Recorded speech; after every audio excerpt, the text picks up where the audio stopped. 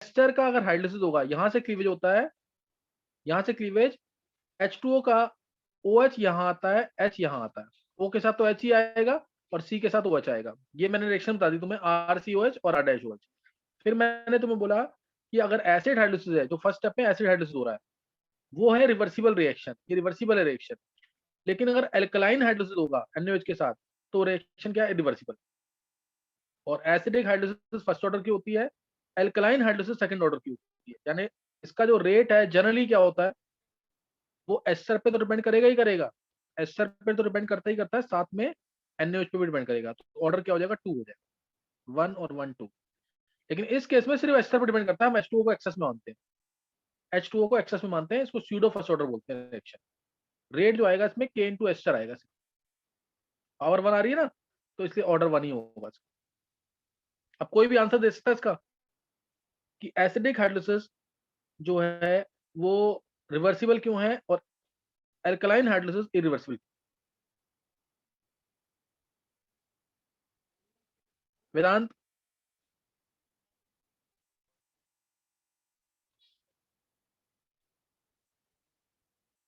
काजल,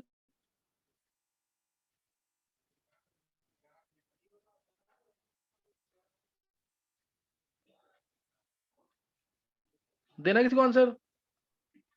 sir शायद RCOOH electrophilic है, तो वो ROH से ले लेगा, तो रिवर्स में जा सकता है शायद। वेदांत ऐसे सोचना, देख इधर बन रहा है RCOH, ठीक ना, इधर RCOH बन रहा है और इधर क्या बन रहा है, एक मिनट, एक मिनट रुकिए बस, इधर RCOH बन रहा है और नीचे क्या बन रहा है, RCOO नेगेटिव। ऐसे सोचना, ये डिफरेंस आ रहा सर है फ्लोर के अंदर। एसिड बेस रिएक्शन है। नहीं नहीं नहीं, और कोई बच्चा, बहुत इजी है सोचना है इसको। रिवर्सिबल रिएक्शन कब होती है, जब रिएक्टेंट्स प्रोडक्ट्स दे दें, प्रोडक्ट्स रिएक्टेंट भी दे दें, यानी प्रोडक्ट बहुत ज्यादा स्टेबल ना हो। और इरिवर्सिबल कब होती है, जब प्रोडक्ट्स क्या हो, बहुत ज्यादा स्टेबल हो या रिएक्टेंट्स हाईली अनस्टेबल हो।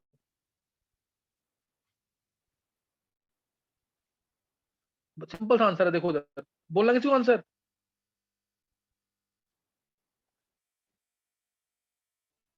देखो एल्कलाइन हाइड्रोलिसिस में तुम्हें दिख रहा है क्या बन रहा है, सॉल्ट बन रही है, RCOO नेगेटिव बन रहा है। और RCO नेगेटिव क्या है, रेजोनेंस स्टेबलाइज, इस तरीके से। और एसिड हाइड्रोलिसिस में क्या बन रहा है, एसिड बन रहा है, इसमें भी रेजोनेंस हो रही है। किसके रेजोनेटिक स्ट्रक्चर ज्यादा स्टेबल है,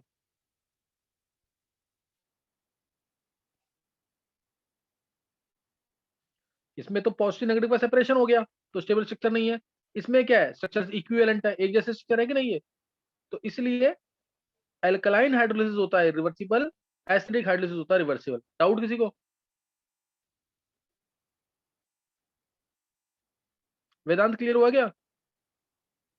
यस सर। इजी पार्ट था सिर्फ ये। अभी सबको समझ आ गया कि नहीं, ये क्वेश्चन जरूर कर लेना, ये इंपॉर्टेंट है।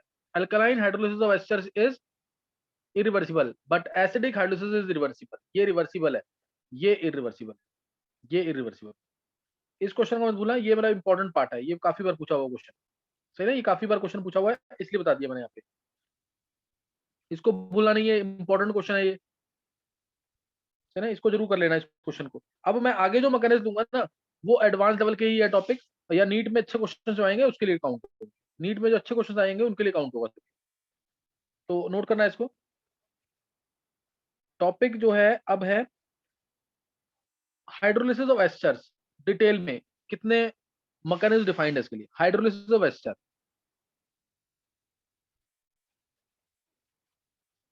फिर इसके बाद मैं एक बोर्ड का क्वेश्चन भी लूंगा, उसको ध्यान रखना। हाइड्रोलिसिस ऑफ एस्टर डिटेल में पढ़ना है इस टॉपिक को। एस्टर का जो हाइड्रोलिसिस होता है, ध्यान देंगे, जो एस्टर का हाइड्रोलिसिस होता है वो एसिड कैटलाइज भी हो सकता है, वो बेस कैटलाइज भी हो सकता है। पहला पॉइंट, वो एसिड कैटलाइज भी हो सकता है, बेस कैटलाइज भी। हाँ ये तुम्हें पता है कि जो बेस कैटलाइज होगा वो फास्ट होगा, एसिड कैटलाइज होगा वो स्लो होगा। बेस कैटलाइज फास्ट होगा, एसिड कैटलाइज स्लो होगा। और बेस कैटलाइज को हम सपोनिफिकेशन भी कहते हैं, ये भी याद रखना। जैसे मैंने न्यूज डाला इसके अंदर, ये रिवर्सिबल है, RCOONA बनता है, और R डैश OH बनता है। Saponification, alkaline hydrolysis of esters is called as saponification, क्योंकि ये सोप की मैन्युफैक्चरिंग करता है। ये सोप की मैन्युफैक्चरिंग कर रहा है कि नहीं है, because it is manufacturing soap, so this is also called as saponification. Saponification भी कहते हैं अल्कलाइन हाइड्रोलिसिस ऑफ एस्टर को, सैपोनिफिकेशन। ये शायद तुमने लोगों ने 10th वगैरह में पढ़ा भी होगा। Saponification, alkaline hydrolysis of asters, ये रिएक्शन फास्ट होती है। अब ध्यान सुनेंगे, एस्टर का जो हाइड्रोलिसिस है वो एसिड कैटालाइज हो सकता है, बेस कैटालाइज हो सकता है, पहली पॉसिबिलिटी। एसिड कैटालाइज हो सकता है, बेस कैटालाइज, ये फर्स्ट पॉसिबिलिटी। सेकंड पॉसिबिलिटी एक मैंने बता दिया, एसिड कैटालाइज और एक base catalyse. Second possibility, reaction जो है यूनिमोलिकुलर हो सकती है, यानी फर्स्ट ऑर्डर की हो सकती है, एक तरह से हम मान सकते हैं इसको, या बायोमोलिकुलर हो सकती है। यूनिमोलिकुलर हो सकती है, बायोमोलिकुलर हो सकती है। थर्ड पॉसिबिलिटी, क्लीवेज जो है या तो एसाइल ऑक्सीजन का क्लीवेज हो सकता है, ये एसाइल ऑक्सीजन, आर डैश है ना, यहां से क्लीवेज हो सकता है, ये है acyl oxygen cleavage. Acyl oxygen cleavage इस केस में तब होगा जब ये आर डैश जो है ना, ये ज्यादा स्टेबल कार्बोकेटाइन नहीं बना रहा है, यानी ये आर डैश जो है प्राइमरी हो या सेकेंडरी हो, ज्यादा स्टेबल ना हो, फिनाइल ग्रुप रेजोनेंस वगैरह ना हो रही हो। आर डैश जो है, आर डैश प्लस जो है, it is not very stable, ये ज्यादा स्टेबल नहीं है, तो होता है ऐसा, तो एसाइल ऑक्सीजन क्लीवेज होगा। जब क्या होगा, एसाइल ऑक्सीजन क्लीवेज।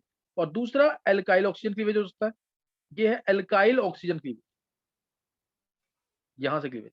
ये कब होगा, जब ये पार्ट बहुत स्टेबल है, यानी ये है टर्शरी और मोर स्टेबल कार्बोकेटाइन, और मोर स्टेबल कार्बोकेटाइन, तब ये इसे बोलेंगे एल्काइल ऑक्सीजन क्लीवेज। ऊपर क्या बोलेंगे, एसाइल के साथ है ना, एसाइल ऑक्सीजन क्लीवेज। ये समझ आ गया क्या बोला मैंने? वेदांत क्लियर हो रहा है ये?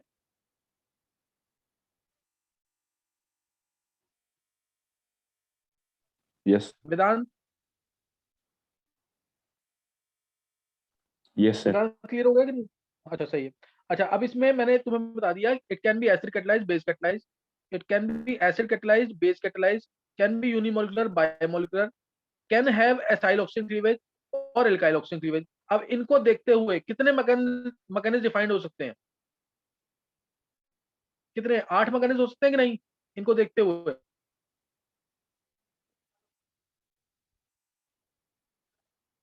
समझ आया कि नहीं? इनको देखते हुए 8 मैकेनिज्म डिफाइंड होते हैं। जैसे अगर मैं लिखता हूँ ना ऐसे, जैसे मैं एक एग्जांपल ले रहा हूँ, एसिड कैटालाइज्ड है, यूनिमोलिकुलर है, एसाइल ऑक्सीजन क्लीवेज, एक पॉसिबिलिटी। एसिड कैटालाइज्ड है, यूनिमोलिकुलर है, एसाइल ऑक्सीजन क्लीवेज, तो एसिड कैटालाइज्ड है ना, तो ए लिख दिया अपन। यूनिमोलिकुलर है तो 1 आ जाएगा। एसाइल ऑक्सीजन क्लीवेज है ना, तो ए सी लिख दिया, और यूनिमोलिकुलर था 1 लिख दिया। इसका मतलब पूछते हैं, क्या मतलब है इसका? इसका मतलब है कि ये acid catalysed unimolecular acyl oxygen cleavage, कैसे भी बोल लो, acid catalysed acyl oxygen cleavage unimolecular mechanism. बात समझ आ गई कि नहीं? ये एसिड कैटालाइज्ड है, एसाइल ऑक्सीजन क्लीवेज है और यूनिमोलिकुलर। समझ आया कि क्या बोला मैंने? ये बस मीनिंग भी पता है ना तुम्हें, तो भी काम चल जाएगा, अगर ये मीनिंग भी पता है तो। क्लियर हुआ कि नहीं ये? कनिष्क, यस ये सबको क्लियर हो गया है? यस हाँ, तो ये इंपॉर्टेंट है काफी, मतलब भी पता होगा तो भी काम चल जाएगा। अब इसमें मैं लिख रहा हूं टोटल 8 मैकेनिज्म है, 8 मैकेनिज्म मैं यहाँ पे लिख के दे रहा हूं तुम्हें। पहला लिया मैंने acid catalysed, acid catalysed, acid catalysed में एसाइल ऑक्सीजन क्लीवेज यूनिमोलिकुलर। इसके बाद एसिड कैटालाइज्ड में alkyl oxygen cleavage al, alkyl oxygen cleavage unimolecular. फिर बेस कैटालाइज्ड में, बेस कैटालाइज्ड में acyl oxygen cleavage unimolecular. Base catalysed में एल्काइल ऑक्सीजन क्लीवेज यूनिमोलिकुलर। ऐसे ही 4 उसके हो जाएंगे बायोमोलिकुलर के। Acid catalyse acyl oxygen cleavage bimolecular, acid catalyse alkyl oxygen cleavage bimolecular, base catalyse acyl oxygen cleavage bimolecular, base catalyse alkyl oxygen cleavage bimolecular. और वो मैंने तुम्हें बता दिया कि कब तुम्हें क्या मैकेनिज्म लगाना है। मैंने बता दिया अगर एल्काइल पार्ट स्टेबल है, अगर ये वाला पार्ट स्टेबल है, बस तुम इसी पे ध्यान देना, उसी के ऊपर क्वेश्चन आएगा। अगर ये पार्ट स्टेबल है यानी ये टर्शरी कार्बोकेटायन बना रहा है और मोर स्टेबल।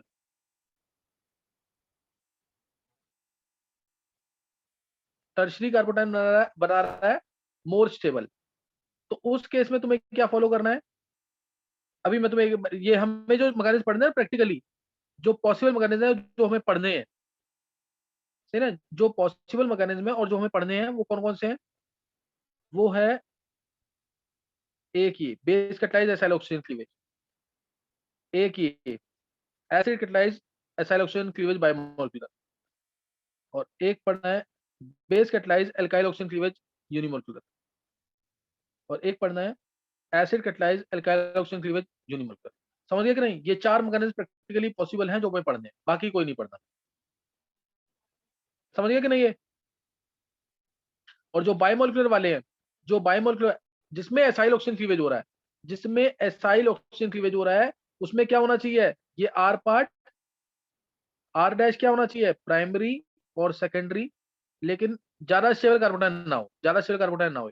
इसमें भी यही होना चाहिए सेम। और जिसमें यूनिमोलिकुलर है, उसमें क्या होगा? उसमें क्या होगा? आर डैश जो है टर्शरी होना चाहिए कार्बोटाइन बना और मोर स्टेबल। टर्शरी और मोर स्टेबल। समझ गए कि नहीं? है कोई डाउट तो नहीं है?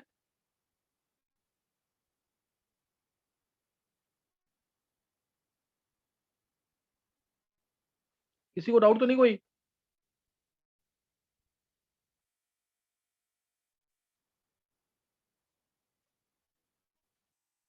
वेदांत, वेदांत नहीं सर, क्लियर। क्लियर है ना? अब देख, अब मैं मैकेनिज्म लिख के दिखा रहा हूँ इसके मैकेनिज्म मैं तुम्हें लिख के दिखा रहा हूँ, ध्यान देंगे। पहले तो मैंने नाम पढ़ना सिखा दिया, नाम पढ़ना भी बहुत इंपॉर्टेंट है, यही पूछेंगे, ये भी पढ़ना आना चाहिए। और फिर तुम्हें बता दिया कि कौन सा मैकेनिज्म कहाँ लगेगा। चार ही मैकेनिज्म पढ़ने हैं हमें, चार मैकेनिज्म पढ़ने हैं। पहले हम पढ़ेंगे बायोमोलिकुलर वाले, यानी base catalyse acyl oxygen cleavage, फिर acid catalyse acyl oxygen cleavage, base catalyse acyl oxygen cleavage, acid catalyse acyl oxygen cleavage. देखेंगे कैसे करना है मैकेनिज्म। यूनिमोलिकुलर दोनों के दोनों बायोमोलिकुलर है। RCOR डैश बेस कैटलाइज्ड है तो NaOH डाला, और आंसर आ गया RCOONA plus R dash OH plus R dash OH। Answer ये आ गया। अब इसका मैकेनिज्म, अब मैकेनिज्म जो है ना, इसके नाम में ही लिखा हुआ मैकेनिज्म। बेस कैटलाइज्ड है, एसाइल ऑक्सीजन क्लीवेज है बायोमोलिकुलर। बेस कैटलाइज्ड है, एसाइल ऑक्सीजन क्लीवेज है बायोमोलिकुलर। बायोमोलिकुलर बोलते ही ना, देखो ध्यान देना, बायोमोलिकुलर बोलते ही यानी ए पहले स्टेप में ही मेरे को दोनों लेने हैं। कौन? बेस भी और एस्टर भी। ओ चांस ले लो, ओ चांस यानी NaOH, NaOH ले लिए। ये दोनों लेने हैं पहले स्टेप में, सही ना? पहले स्टेप में दोनों लेने हैं और इसको लिखना है स्लो स्टेप। क्यों? क्योंकि जब बायोमोलिकुलर इसने बोल दिया तो मींस मेरे को रेट इज इक्वल टू क्या रखना है? K इंटू एस्टर, एस्टर यानी RCOR डैश इंटू OH, ये रखना है। इसलिए पहले स्टेप में दोनों होने चाहिए। मैकेनिज्म लिखना सीखा हुआ सबने काइनेटिक्स में, जिसको नहीं पता है वो एस्टर और OH को पहले स्टेप में लेगा, क्योंकि बायोमोलिकुलर लिखा है। जब भी बायोमोलिकुलर लिखा हो और बेस हो तो एस्टर और OH एक साथ, बायोमोलिकुलर लिखा हो और यहाँ एसिड हो तो एसिड और एस्टर एक साथ, बस ये ध्यान रखना। तो RCOR डैश प्लस OH डाला, दो स्टेप होगा। O इलेक्ट्रॉन, अब OH है तो O इलेक्ट्रॉन लेगा, यहाँ पे O इलेक्ट्रॉन लेगा, इस पे ये अटैक कर देगा O minus OR dash OH, ये बन गया टेट्राहेड्रल इंटरमीडिएट, ये बन गया यहाँ पे टेट्राहेड्रल इंटरमीडिएट। अब O नेगेटिव वापस इलेक्ट्रॉन देगा, R डैश O नेगेटिव बाहर, सही ना? R डैश O नेगेटिव बाहर, और क्या हो जाएगा अगले स्टेप में? ये बनेगा RCOOH plus R dash O negative, फिर कर देना प्रोटॉन ट्रांसफर, खत्म काम। क्योंकि प्रोटॉन ट्रांसफर तो होगा ही इन दोनों में, क्योंकि एसिड से ज्यादा स्टेबल उसका आयन होता है, इसलिए प्रोटॉन ट्रांसफर कर देंगे। ये आ जाएगा RCOO negative plus R dash OH। देखो यही आंसर है, RCO नेगेटिव और R डैश OH। समझ आया मैकेनिक्स की नहीं?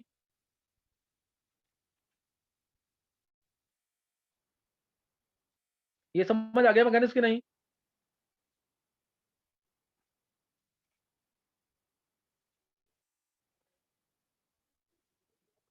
Yuvika Yes, sir. क्लियर हुआ मैकेनिक्स की नहीं? Yes, sir. देखो इसको ना, इसको पढ़ना आना चाहिए। अगर तुम्हें ये वाली इस लेवल की और नहीं समझ आ रही ना, फिर तुम्हें कहीं दिक्कत नहीं आनी, इसको बस सिर्फ पढ़ना आना चाहिए। मैंने बोला बेस कैटलाइज बोला और बायोमोलिकुलर बोला, बेस कैटलाइज बोला और बायोमोलिकुलर, तो रेट में आएगा एस्टर, तो आना ही आना हर केस में, एस्टर हर केस में आना है। बायोमोलिकुलर बोल दिया ना, यानी बेस भी आएगा। अगर यहाँ बी की जगह ए होता जैसे ये, तो एस्टर तो आएगा ही आएगा, साथ में H प्लस भी आएगा। अगर यूनिमोलिकुलर होता तो सिर्फ एस्टर आता, तब O चाहे से H प्लस नहीं आएगा। इसका मतलब होता है कि रिएक्शन सेकंड ऑर्डर की है, क्योंकि यहाँ पे भी 1 है, यहाँ पे 1, 1 + 1 2 होता है, 1 और ये 1, 2 ऑर्डर है इसका। तो इसलिए दोनों को पहले स्टेप में लेना और स्लो स्टेप लिख देना, दोनों को पहले स्टेप में लेना, एस्टर O चाहे पहले स्टेप में हो और स्लो स्टेप लिख। फाइनल आंसर सबको पता ही है, एसिड और क्या बनना है, एल्कोहल। फाइनल आंसर सबको पता है कि एसिड और एल्कोहल बनना है। मैकेनिक्स लिखना आ गया होगा ये, मैं ऐसा मान रहा हूं। और इसमें जो R पार्ट है, जो R डैश पार्ट है, वो होना चाहिए प्राइमरी सेकेंडरी, वो होना चाहिए प्राइमरी या सेकेंडरी, सही ना, वो प्राइमरी या सेकेंडरी होना चाहिए। जैसे मैं एक एग्जांपल भी ले लूं इसका, मान लो मैंने ये ले लिया, अगर आंसर निकालना बहुत सिंपल है। देखो ये लिया डबल बॉन्ड O, और ये ले लेता हूं मैं O18 वाला। अब मैंने डाल दिया इसके अंदर H2O चांस, H2O चांस, तो फाइनल आंसर क्या होगा?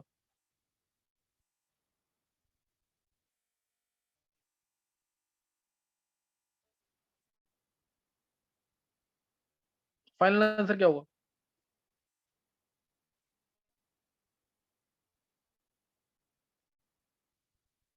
साक्षी,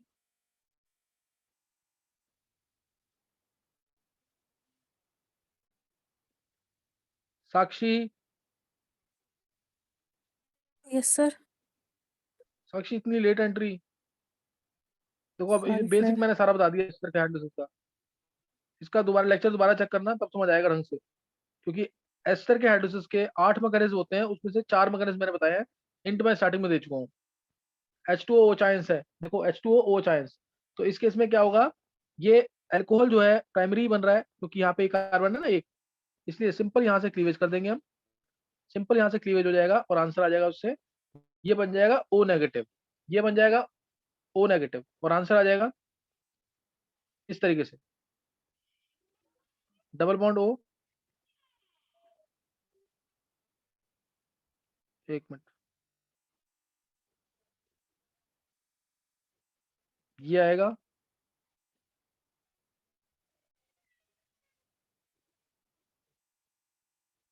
ये O नेगेटिव,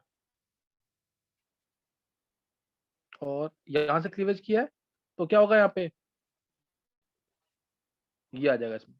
और यहाँ समझ आ रहा है क्लीवेज कैसे कर रहे हैं, यहाँ से क्लीवेज कर रहे हैं, OH आयंस आना है, यहाँ पे आया OH, ये OH का H जो है इस O18 के पास चला जाएगा, OH का H कहाँ चला जाएगा, इस O नेगेटिव के पास, यहाँ पे। समझ आया कि नहीं ये? Yes sir. ये आ जाएगा इसमें, इस तरह से क्लीवेज करके। नेक्स्ट अगर मैं लेता हूँ इसमें, चलो एग्जांपल मैं बाद में लूंगा, तुम बाद में सोच के बताना इसको कि कौन सा मैकेनिज्म लगना है। बस ध्यान रखना, मैंने बोला अगर RCOO R डैश है, और ये R डैश जो है प्राइमरी या सेकेंडरी कार्बोकैटायन है, यानी ज्यादा स्टेबल नहीं है, उस केस में मैकेनिज्म जो लगेगा, या तो लगेगा base catalyse acyl oxygen cleavage bimolecular, या लगेगा acid catalyse acyl oxygen cleavage bimolecular. इन दोनों में से एक मैकेनिज्म लगेगा, ये इन दोनों में से एक मैकेनिज्म लगेगा। अब दूसरा मैकेनिज्म मैं तुम्हें बता रहा हूँ, acid catalyse acyl oxygen cleavage. Second mechanism है acid catalyse acyl oxygen cleavage bimolecular. Acid catalyse acyl oxygen cleavage bimolar, पढ़ना आना चाहिए इसको। अब देखो इसके अंदर भी क्या होगा, RCOR डैश है प्लस H2O। एक काम करो, इसको मैकेनिज्म को खुद लिख के देखो, यहाँ पे H+ आएगा। अब इसको लिख के देखो एक बार, इसको लिख के देखो जल्दी से एक बार, खुद ट्राई करो मैकेनिज्म।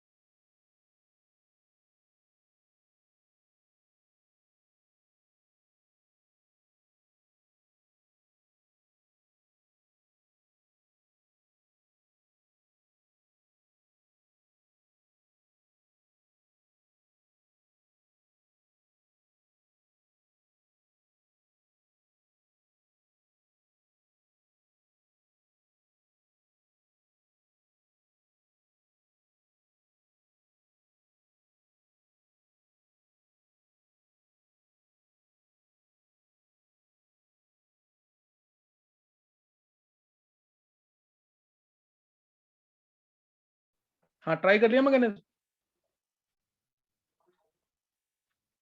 देखो जरा वेदांत ट्राई किया मैकेनिज्म।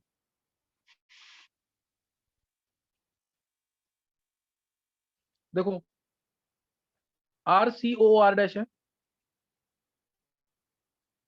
बाइमोलकुलर है ना, बाइमोलकुलर एस्टर तो आएगा ही। रेट क्या होगा इसमें, K into ester into H+, यानी एस्टर और H+ फर्स्ट स्टेप में जरूर होंगे, एस्टर और H+ फर्स्ट स्टेप में जरूर होंगे, और ये स्टेप स्लो होगा, ये स्लो है। अब इसमें O अपने लोन पेयर देगा यहाँ से, ये जो O है यहाँ पे ध्यान देना, ये वाला O, ये लोन पेयर देगा अपने इस H+, ये लोन पेयर देगा तो ये आ जाएगा RCO प्लस H, ये आ गया। अब उसके अगले स्टेप में क्या होगा, यहां तक समझ आ गया कि नहीं। अब इसमें क्या, अब कौन अटैक कर देगा, H2 अटैक कर देगा, सही ना, H2 अटैक करेगा इस पे, ये इलेक्ट्रॉन गए इधर, H2O का O इसको लोन पेयर दे देगा, सही ना, H2O का O इसको लोन पेयर दे देगा, तो ये चीज आ गई। अब RCOH OR डैश, जब ये लोन पेयर देगा तो इस वाले O पे पॉजिटिव चार्ज आएगा, इसलिए एक H+ लूज हो जाएगा, -H+ डायरेक्ट लिख रहा हूं मैं, ये चीज आ जाएगी, ये चीज आ जाएगी। ये आने के बाद हमें तो बाहर निकालना है इसको, तो इसलिए एक H+ और डालना, एक H+ और डाल देंगे, या फिर ये सॉल्यूशन से भी मिल सकता है। तो ये जब हम डालेंगे H+, तो ये आएगा RCOH, O पे प्लस H R डैश, इस वाले O ने लोन पेयर दिया है इस H+ को, नीचे OH, तो ये आ जाएगा यहाँ से फाइनली, ये इलेक्ट्रॉन प्लस लेके गया, बाहर हुआ, कोई भी एक लोन पेयर दे देगा इसको, और आंसर आ जाएगा RC double bond O plus H और OH minus R dash OH, minus R dash OH, और फिर एक H+ और लूज होगा, ये वाला, ये इलेक्ट्रॉन दे जाएगा यहाँ पे, -H+ gives RC double bond O OH, ये फाइनल आंसर है, RCOH और R डैश OH, ये दो आंसर आ जाएंगे। ये बस ये पता होना चाहिए कि H+ है और एस्टर है, फिर तो जैसे तैसे तुम आंसर निकाल ही दोगे, लिखते जाओ, स्टेप मिलते जाएंगे, आगे स्टेप मिलते जाएंगे, इस पार्ट को अलग करना ही करना है। अगर बायोमोलिकुलर मैकेनिज्म, बायोमोलिकुलर मैकेनिज्म इस पार्ट को अलग करना ही करना। समझ आ गया कि नहीं? है अब नेक्स्ट मैं बता रहा हूं, ये दो मैकेनिज्म बता दिए मैंने, एक तो base catalyse acyl oxygen cleavage, acid catalyse acyl oxygen cleavage. अब जो मैकेनिज्म है ना वो कौन से होंगे? अब होंगे दो मैकेनिज्म जो और हैं, वो है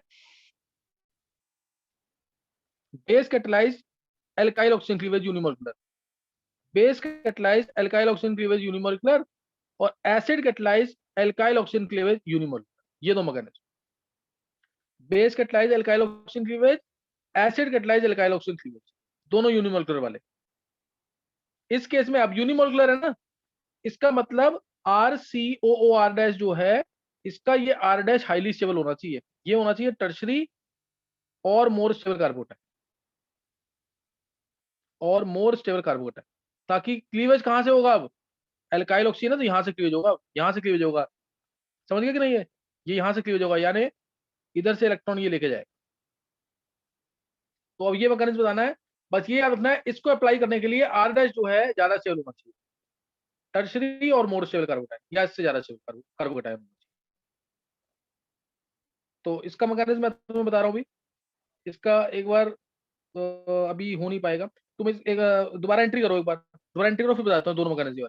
दोबारा एंट्री करने अभी